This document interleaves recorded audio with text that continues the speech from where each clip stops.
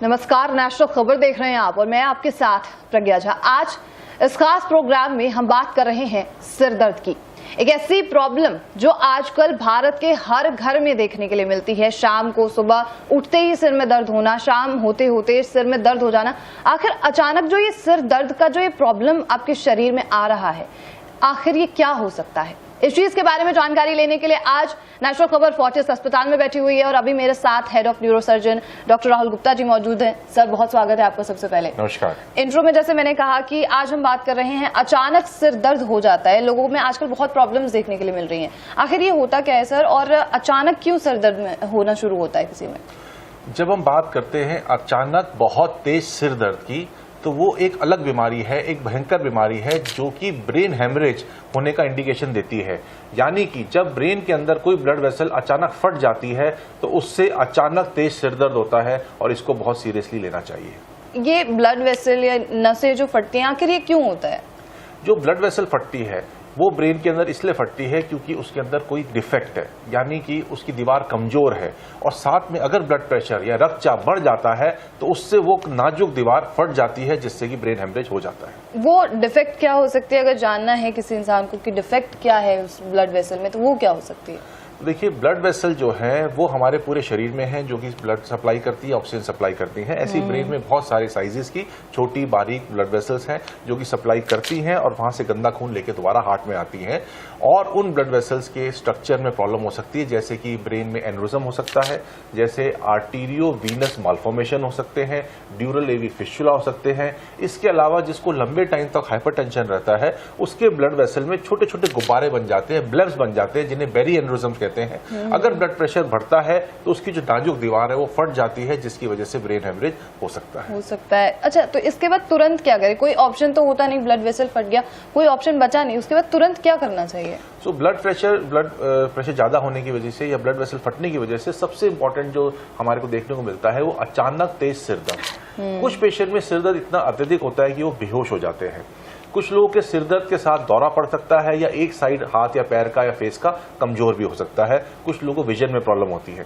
ऐसे में time waste नहीं करना चाहिए, तुरंत एक ऐसे हॉस्पिटल में पहुंचना चाहिए जहां सीटी स्कैन, एमआरआई, एंजियोग्राफी की फैसिलिटी हो, जहां पर एक न्यूरोसर्जन अवेलेबल हो, ताकि एक सीटी स्कैन करा के इसका डायग्नोसिस किया जाए कि उसकी ब्रेन में ब्लड वेसल फटी है या उसको किसी और वजह से सिर दर्द हो रहा है। ये तो ऐसा है कि आजकल हर घर में जैसे देखने के लिए मिल रहा है, आपके पास भी काफी सारे पेशेंट आते होंगे।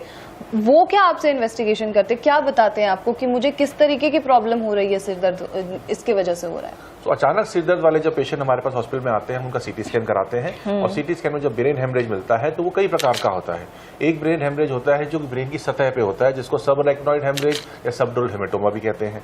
दूसरी तरह का ब्रेन हेमरेज होता है जो कि ब्रेन की पेरेन्काइमा में होता है, जिसको इंट्राक्रेनियल हेमेटोमा कहते हैं, इंट्रापेरेन्काइमल हेमेटोमा कहते हैं। तीसरा, ब्रेन के अंदर जो पानी वाली जगह है उसमें भी ब्रेन हेमरेज हो सकता है, जिसको इंट्रावेंट्रिकुलर हेमरेज कहते हैं। डिफरेंट टाइप के ब्रेन हेमरेजेस के डिफरेंट कारण होते हैं, जिनको जांचने के लिए हमारे को एमआरआई या एंजियोग्राफी की जरूरत पड़ती है। एंजियोग्राफी हम लोग न्यूरो कैथ लैब में करते हैं डीएस से, और वो एक गोल्ड स्टैंडर्ड टेस्ट है ये जांचने के लिए कि ब्लड वेसल के अंदर क्या डिफेक्ट है, और जो डिफेक्ट उसमें मिलता है उस हिसाब से हम आगे उसका ट्रीटमेंट शुरू करते हैं। ट्रीटमेंट क्या है सर? अगर आपने बताया कि जैसे डिफरेंट चीजें मिल रही हैं शरीर में, तो उसका ट्रीटमेंट क्या होगा? जब हम ब्रेन हेमरेज की बात करते हैं, अगर ब्रेन हेमरेज का साइज बहुत बड़ा है और ब्रेन के अंदर वो प्रेशर बढ़ा रहा है, तो हमें सर्जरी करके उस ब्रेन हेमरेज को निकालना पड़ेगा, उस ब्लड क्लॉट को जो है निकालना पड़ेगा। अगर ब्रेन जो है हेमरेज जो है वो सिर्फ सतह पे है और मामूली है, जैसे सबअरेक्नॉइड हेमरेज है, तो हमें एंजियोग्राफी करके उसका कारण ढूंढना है। अगर कोई एनोरिज्म मिलता है तो हमें उस एनोरिज्म को ट्रीट करना पड़ेगा, जिसके दो कॉमनली मेथड्स हैं हमारे पास। एक सर्जरी द्वारा क्लिपिंग का मेथड है और दूसरा न्यूरो कैथ लैब के अंदर एंडोवास्कुलर मेथड से उसकी कॉइलिंग करी जा सकती है। अगर ब्रेन हेमरेज जो है वो सतह पे है, प्रेशर इफेक्ट कर रहा है, जैसे सबड्यूरल हेमेटोमा है, तो उस केस में भी हमारे को उसको निकालना पड़ेगा, चाहे ब्रेन के अंदर हड्डी के अंदर छेद करके निकाले, चाहे बड़ा एरिया खोल के उसको निकाले। तो different type of brain haemorrhages के जो ट्रीटमेंट है वो डिफरेंट है, जिसमें हमें ब्रेन हेमरेज को भी ट्रीट करना पड़ता है और उसका जो कारण है, उसके अंडरलाइन जो डिजीज है उसको भी ट्रीट करनी पड़ती है। इन सब बातों से अगर हम थोड़ा सा पीछे आए, तो जो हमारे व्यूअर है, जो पेशेंट है, उन्हें सिर्फ मतलब होता है कि हम ठीक हो पाएंगे कि नहीं। तो यहाँ पर जो सर्जरी हो रही है, जो ट्रीटमेंट हो रहा है, क्या कितने % तक लोग ठीक हो जाते हैं? कितने % तक लोग परमानेंट ठीक होते हैं या नहीं हो पाते हैं? पिछले 20-22 साल के मेरे करियर में मैंने जो चेंजेस देखे हैं ब्रेन हेमरेज के ट्रीटमेंट में, उसमें पहले अगर हम बात करें कि 10 से 20% पेशेंट्स ठीक हो पाते थे, तो आज वही संख्या 70 से 80% तक पहुंच गई है।